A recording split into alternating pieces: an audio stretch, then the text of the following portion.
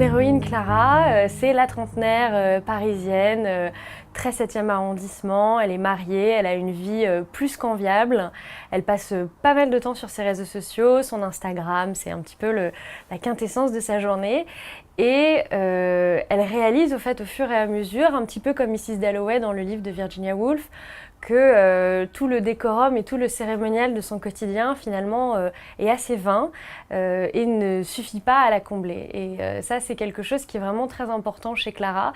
Elle va en prendre conscience au moment où son mari va lui dire qu'il veut un enfant, parce qu'elle a en fait été victime d'un kidnapping quand elle était enfant, et à ce moment-là, quand elle avait 12 ans, elle a pris conscience de la possibilité imminente de sa mort, et c'est quelque chose qui ne l'a jamais vraiment quittée depuis cette période-là. Et au moment où son mari lui demande de donner la vie à son tour, elle se rend compte qu'elle en est complètement incapable, et c'est ce qui va déclencher le fait qu'elle va vouloir partir pour justement essayer de retrouver un sens ou une fin à sa vie. Le héros du roman, c'est Seven, qui est je trouve un héros assez formidable. C'est un petit peu l'archétype du héros américain.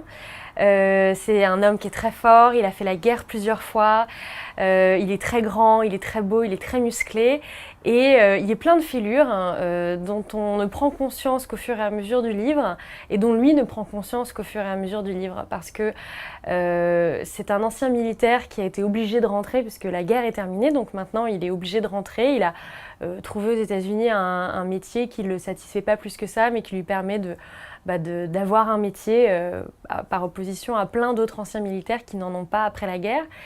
Et il se sent quand même très inutile dans sa vie, parce que finalement ses compétences, traquer des gens, tuer des gens, protéger des gens, sont plus du tout nécessaires. Et l'opportunité qui se présente à lui au moment où Charles cherche quelqu'un justement pour essayer d'aller chercher Clara, c'est une renaissance pour lui, mais c'est une renaissance vers le pire, parce qu'au final, Seven va se retrouver confronté, exactement comme Septimus, le poète maudit dans Mrs. Dalloway, à ses propres démons, aux choses qu'il a laissées dans la guerre, et finalement qu'il emporte partout avec lui sans en avoir conscience, et qui font qu'en cherchant Clara, au final, c'est des vérités sur lui-même qu'il va trouver.